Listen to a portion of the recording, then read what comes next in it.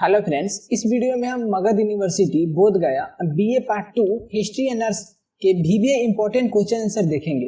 ये काफी important question answer है जो एग्जाम में रिपीट होते रहते हैं। अगर आप इतना क्वेश्चन पढ़ लेते हैं तो एग्जाम में जो 5 क्वेश्चन लिखना होता है आप इसी से आएगा। आप इतना ही पढ़कर एग्जाम में 100% लिख सकते हैं। ठीक है, 100% आप इसी से लिख सकते हैं। और जैसे भी आपको एग्जाम में लिखना होता है इन सभी के बारे में हम डिटेल्स में बताए हुए हैं कि किस प्रकार से आपको आंसर में पहले इंट्रो लिखना है। ठीक है, इंट्रो, बॉडी और कंक्लूजन। कंक्लूजन किस प्रकार से बनाकर लिखना होता है इन सभी के बारे में हम समझाए हुए हैं। तो चलिए हम आपको क्वेश्चन से दिखाते हैं।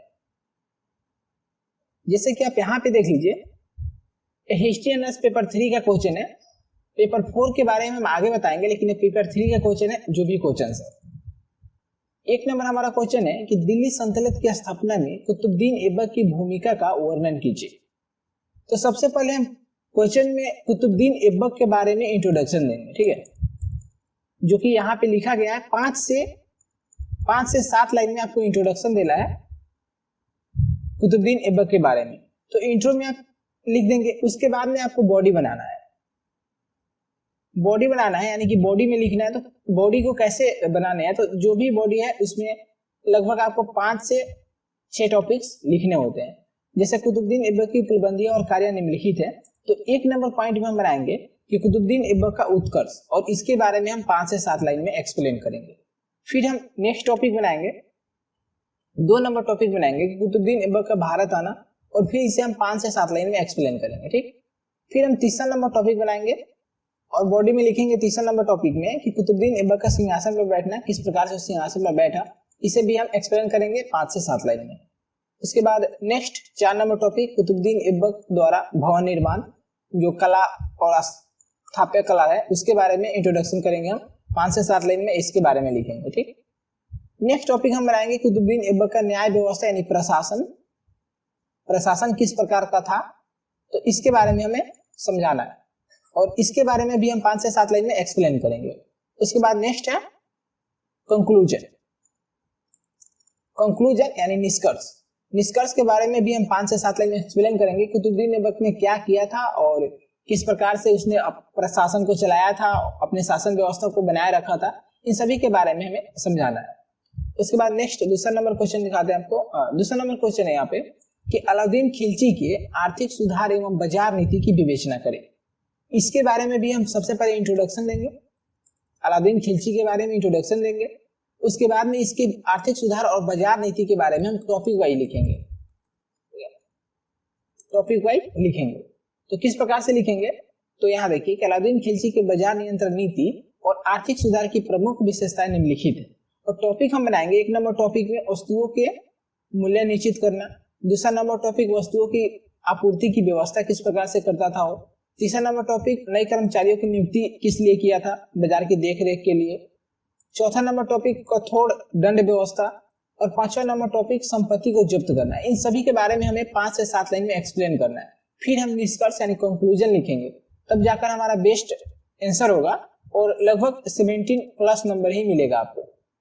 जैसे 20 मार्क्स का क्वेश्चन होता है, इसमें आपको 17 प्लस नंबर मिलेगा।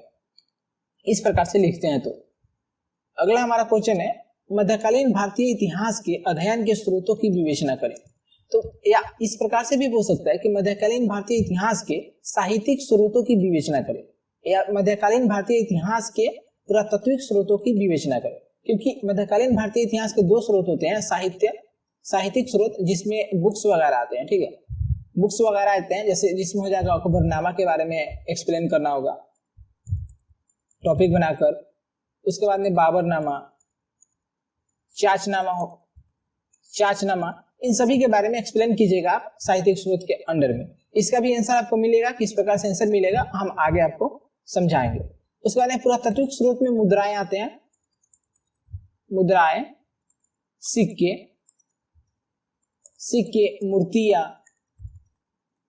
मूर्तियां, भवन निर्माण, इन सभी के बारे में पुरातात्विक स्रोत में समझेंगे।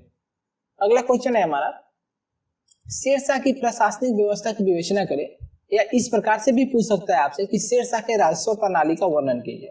तो इसमें आपको पहले शेरशाह के बारे में इंट्रोडक्शन लिखना है, उसके बाद में बॉडी में आपको लिखना है सिरसा की प्रशासनिक व्यवस्था या राजस्व प्रणाली किस प्रकार की थी, इसके बारे में आप टॉपिक वाइज 1, 2, 3, 4 और 5 यानी लगभग 5 टॉपिक बनाकर आप लिखेंगे। उसके बाद में आप निष्कर्ष लिखेंगे, ठीक है, निष्कर्ष लिखेंगे। अगला है शिवाजी के नेतृत्व में मराठों के अभ्युदय पर प्रकाश डालिए, या इस प्रकार से भी पूछ सकता है आपसे कि शिवाजी के प्रशासनिक व्यवस्था का पर प्रकाश डालिए। तो शिवाजी के नेतृत्व में यानी शिवाजी ने मराठों का अभ्युदय मतलब कि किस प्रकार से नया निर्माण, इसको हम समझे कि नया निर्माण किस प्रकार से इन्होंने मराठों के शासन व्यवस्था को बनाए रखा, इसमें प्रशासनिक व्यवस्था कैसी थी, इन सभी के बारे में आपको एक्सप्लेन करना है। इंट्रोडक्शन में सबसे पहले आप शिवाजी के बारे में लिखिएगा, उसके बाद में इन सभी के बारे में आपको टॉपिक वाइज आंसर लिखना है। अगला क्वेश्चन है कि औरंगजेब के दक्षिण नीति की विवेचना करें। अब इसका आंसर आपको क्या करना है कि औरंगजेब के दक्षिण नीति के बारे में बताना है, मतलब कि जो ढक्कन वगैरह की नीति था, ढक्कन की किस प्रकार की नीति थी, इन सभी के बारे में औरंगजेब का दक्षिण नीति के अंदर ही आता है। इसमें आप औरंगजेब के बारे में सबसे पहले इंट्रोडक्शन लीजिएगा, इंट्रो दीजिएगा। उसके बाद में बॉडी होता है जो बताया आपको, बॉडी में आप दक्षिण नीति के बारे में, ढक्कन की नीति वगैरह के बारे में एक्सप्लेन कीजिएगा। उसके बाद आप निष्कर्ष यानी कंक्लूजन लिखिएगा, ठीक है, कंक्लूजन लिखिएगा। और नेक्स्ट क्वेश्चन है कि औरंगजेब की धार्मिक नीति की विवेचना करें। अब धार्मिक नीति में भी सबसे पहले आपको इंट्रोडक्शन देना है औरंगजेब के बारे में, और जो बॉडी होता है उसमें क्या लिखना है इसके धार्मिक नीति, जैसे कि इसने औरंगजेब ने जजिया कर फिर से समाप्त शुरू कर दिया था, जो जजिया करता है फिर से शुरू कर दिया था, जिसे अकबर ने समाप्त किया था यानी हटा दिया था। तो इन सभी के बारे में, जैसे कुछ मूर्तियां वगैरह था, इसने बहुत सारे मूर्तियां भी तोड़वाए थे, मंदिर भी तोड़वाया था कुछ, इन सभी के बारे में आपको अच्छे से एक्सप्लेन करना है। और कंक्लूजन में आपको लिखना है, इसमें कंक्लूजन महत्वपूर्ण होता है, कंक्लूजन में लिखना है कि किस प्रकार से धार्मिक नीति चलाया, और चाहे तो आप अकबर से कंपेयर भी कर सकते हैं, अकबर की धार्मिक नीति भी अच्छी थी इसलिए इससे आप कंपेयर कर सकते हैं, क्योंकि मुगल वंश में धार्मिक नीति में अकबर का ही बेस्ट माना जाता है, इससे आप कंपेयर करके लिख सकते हैं। इन दोनों में से एक क्वेश्चन आपसे जरूर पूछा जाएगा, ठीक है, इसलिए आप याद रखिए इस क्वेश्चन को, इन दोनों क्वेश्चन को अच्छे से तैयारी कीजिएगा, इन दोनों में से एक क्वेश्चन हर एग्जाम में आते ही। अगला क्वेश्चन है अकबर के बारे में कि अकबर के राजपूत नीति की विवेचना करें। इसमें आपको सबसे पहले अकबर के बारे में इंट्रोडक्शन देना है, ठीक है, इंट्रो देना है, और बॉडी में अकबर के राजपूत नीति को समझाना है। अकबर की राजपूत नीति क्या थी, उसने जैसे मान सिंह वगैरह इसको अच्छे पद दिए थे, ठीक है, अच्छे पद दिए थे अपने दरबार में, अपने दरबार में अच्छे अच्छे पद देता था। उसके बाद क्या करता था कि विवाह संबंध भी बनाए हुए था, विवाह संबंध बनाकर अपने में मिलाया हुआ था कुछ राजपूतों को। इस तरह से किस प्रकार से इन्होंने राजपूत नीति का पालन किया और राजपूतों का समर्थन प्राप्त किया, इस सभी के बारे में आपको एक्सप्लेन करना है, इसका भी आंसर आपको मिलेगा। और लास्ट में आपको निष्कर्ष में समझाना है और कंक्लूजन देना है, ठीक है। इसके बाद है कि अकबर की धार्मिक नीति मतलब दीन ए इलाही की विवेचना करें। तो अकबर के बारे में आपको इंट्रो देना है, उसके बाद बॉडी में आपको क्या लिखना है कि अकबर ने किस प्रकार की धार्मिक नीति बनाया हुआ था। धार्मिक नीति में क्या किया था इसने, जैसे जजिया कर को समाप्त किया था, जजिया कर को समाप्त किया था। पॉइंट बनाइएगा बॉडी में, 1 नंबर पॉइंट। 2 नंबर पॉइंट में है कि इन्होंने क्या किया था, दूसरा नंबर पॉइंट जैसे तीर्थ कर होते थे, तीर्थ यात्रा कर, उसे भी समाप्त किया था। तीसरा नंबर पॉइंट में आप दीन इलाही शुरू किया था, ये एक प्रकार का धर्म था जो अकबर के द्वारा चलाया गया था, काफी ये सफल नहीं हो पाया, फिर भी इसके बारे में आपको एक्सप्लेन करना है। तो इन सभी के बारे में आप एक्सप्लेन कीजिएगा, एक्सप्लेन करने के बाद में आप लास्ट में कंक्लूजन दीजिएगा, ठीक है, लास्ट में कंक्लूजन लिखिएगा। ये भी दोनों क्वेश्चन बेस्ट है, इन दोनों में से एक क्वेश्चन आपके एग्जाम में आते ही हैं, तो इन दोनों क्वेश्चन की तैयारी आप अच्छे से कर लीजिएगा, क्योंकि दोनों में से एक क्वेश्चन एग्जाम में आता ही है।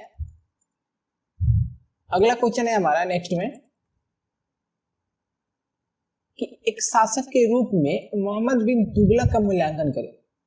आपको मोहम्मद बिन तुगलक के बारे में सबसे पहले इंट्रोडक्शन देना है, मोहम्मद बिन तुगलक के बारे में। इंट्रोडक्शन में आप लिखिएगा मोहम्मद बिन तुगलक के बारे में। उसके बाद में नेक्स्ट क्या करना है आपको कि बॉडी में इसका मूल्यांकन में जो भी इसकी उपलब्धियां थी उसके बारे में आपको समझाना है। और कभी कभी इससे आपको फिरोज शाह तुगलक के बारे में भी पूछ लिया जाता है, जिसे फिरोज शाह तुगलक के बारे में भी पूछ लिया जाता है, तो ये भी आप याद रखिएगा। तो कंक्लूजन भी आपको लिखना है, कंक्लूजन लिखना है, तब जाकर आपका बेस्ट आंसर होगा। नेक्स्ट है मुगल साम्राज्य के पतन के कारणों का वर्णन कीजिए, औरंगजेब इसमें कहां तक उत्तरदायी था। तो औरंगजेब कहां तक उत्तरदायी था, मतलब कि औरंगजेब जैसे ढक्कन की नीति और सम्मिलित रूप से समझे तो दक्षिण नीति काफी और महत्वपूर्ण था पतन के लिए, ठीक है। तो मुगल वंश के पतन के लिए दक्षिण नीति काफी महत्वपूर्ण था, और जो भी इसके पतन के और सभी कारण है उन सभी के बारे में आपको एक्सप्लेन करना है बॉडी में आपको टॉपिक वाइज 1 नंबर 2 नंबर ऐसे टॉपिक बनाकर आप एक्सप्लेन कीजिएगा। उसके बाद में भी निष्कर्ष आपको देना है, निष्कर्ष में आपको लिखना है यानी कंक्लूजन में कि औरंगजेब किस लिए उत्तरदायी था, क्या किया इन्होंने कि जल्द से जल्द जो मुगल वंश था इसके बारे में, औरंगजेब के बाद पतन शुरू हो गया और बहुत जल्दी समाप्त हो गया, तो इसके बारे में आपको समझाना है। अगला क्वेश्चन है बाबर की उपलब्धियों की विवेचना कीजिए और बाबर भारत में मुगल साम्राज्य की संस्थापना कैसे किया, विवेचना करें। तो आपको सबसे पहले आप बाबर के बारे में लिखिएगा, ठीक है, इंट्रोडक्शन में। और बॉडी में आप समझते हैं कि बाबर किस प्रकार से स्थापना किया था मुगल वंश का। तो बाबर इब्राहिम लोदी से जो पानीपत का युद्ध हुआ था,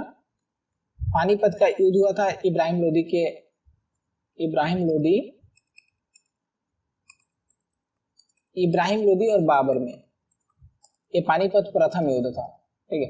तो इस प्रकार से इन सभी के बारे में आपको बॉडी में लिखना है, बॉडी में टॉपिक बनाकर लिखना है कि किस प्रकार से बाबर ने मुगल साम्राज्य की स्थापना किया, और फिर आपको कंक्लूजन लिखना है। कंक्लूजन भूलना नहीं है, सभी में कंक्लूजन लिखना है। नेक्स्ट क्वेश्चन है कि विजयनगर साम्राज्य के उदय की रूपरेखा प्रस्तुत की, या इस प्रकार से भी बोल सकता है आपसे कि विजयनगर साम्राज्य के सामाजिक, आर्थिक और प्रशासनिक सांस्कृतिक उपलब्धियों की विवेचना करें। तो आप विजयनगर साम्राज्य के बारे में सबसे पहले थोड़ा सा इंट्रोडक्शन दीजिएगा कि विजयनगर साम्राज्य की स्थापना किसने किया था, इन सभी के बारे में 5 से 7 लाइन में एक्सप्लेन कीजिएगा, ठीक है। उसके बाद बॉडी में आप टॉपिक बना दीजिएगा, जैसे सामाजिक व्यवस्था 1 नंबर, दूसरा नंबर प्रशासनिक, तीसरा नंबर सांस्कृतिक, इन सभी के बारे में टॉपिक बनाकर समझा दीजिएगा। उसके बाद में कंक्लूजन लास्ट में लिखना है। नेक्स्ट क्वेश्चन है दिल्ली सल्तनत के शुद्धिकरण में बलबल की सुधारों एवं उपलब्धियों का मूल्यांकन करें। तो बलबल के बारे में आप इंट्रो, ठीक है। उसके बाद में बॉडी में आपको क्या करना है, जो बॉडी लिखिएगा उसमें आप बलबल के जो सुधार थे, बहुत सारे इसने सुधार किया था दिल्ली सल्तनत में, उन सभी के बारे में आपको टॉपिक वाइज लिखना है। इसका भी आंसर मिल जाएगा आपको, टॉपिक वाइज लिखना है और लास्ट में आपको कंक्लूजन लिखना है। नेक्स्ट क्वेश्चन है कि मुगल शासन में कला, स्थापत्य कला और साहित्य के विकास की समीक्षा करें। तो इस आंसर क्या करना है आपको, इसके आंसर में आप मुगल शासन के बारे में थोड़ा सा 5 से 7 लाइन में एक्सप्लेन कीजिएगा। उसके बाद में जो कला और स्थापत्य कला था सबको अलग अलग लिखना है, जैसे कि बाबर ने क्या किया था, ठीक है, बाबर का कौन सा कला स्थापत्य कला था, जैसे अकबर का क्या था, शाहजहां का क्या था, जहांगीर का क्या था, महत्वपूर्ण भूमिका था इसमें जहांगीर का क्या था, हुमायूं का क्या था, इन सभी के बारे में आपको अलग अलग बताना है। जैसे कि शाहजहां ने ताजमहल बनाया था, इस तरह से आपको एक्सप्लेन करने हैं। नेक्स्ट क्वेश्चन है, इतना ही क्वेश्चन है, ठीक है। अगर आप इतना ही क्वेश्चन की तैयारी कर लेते हैं तो जो 5 क्वेश्चन आपके एग्जाम में पूछे जाएंगे इसी से आएंगे, अदरवाइज आपको ज्यादा तो पढ़ने की जरूरत नहीं पड़ेगा। और इसका आंसर किस प्रकार से मिलेगा, तो आंसर के लिए हमने वीडियो अपलोड कर दिया है, ठीक है, आंसर के लिए वीडियो अपलोड कर दिया है, आप देख लीजिएगा। उसमें सभी के आंसर काफी टॉपिक वाइज हम समझाए हुए हैं, जो कि आपको समझ में आ जाएगा और टॉपिक आप लिखकर उसे याद कर सकते हैं, ठीक है। और जो पेपर 4 का क्वेश्चन है, इसका लिंक हम डिस्क्रिप्शन में नीचे दिए हुए हैं, आप वहां से जाकर पेपर 4 का क्वेश्चन और आंसर भी देख सकते हैं। और अदर सब्जेक्ट के लिए subscribe and like. Thank you so much.